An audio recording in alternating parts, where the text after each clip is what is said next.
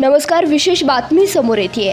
माजी आमदार दीपक आबा साळुंखे पाटील व भाजपा जिल्हाध्यक्ष चेतनसिंह केदार यांनी होंडराव कुटुंबाचे केले सांत्वन। सांगोला येथील कमल सुधाकर होंडराव यांचं नुकतंच निधन झालंय। त्या धार्मिक वृत्तीच्या होत्या, तसेच भजन स्पर्धेत त्यांचा सिंहाचा वाटा होता। त्यांच्या निधनाने सांगोला शहर व परिसर हळहळ व्यक्त करीत आहे। त्यांच्या निधनाचं वृत्त कळताच माजी आमदार दीपक आबा साळुंखे पाटील व भाजप जिल्हाध्यक्ष चेतनसिंह केदार यांनी त्यांच्या घरी येऊन कुटुंबांचे सांत्वन केले व आधार दिलाय।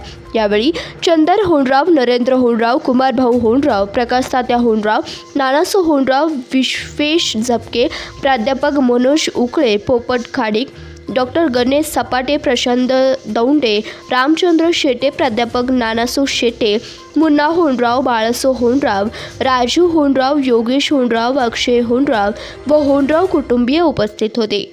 धन्यवाद। पाहत रहा CBS न्यूज मराठी।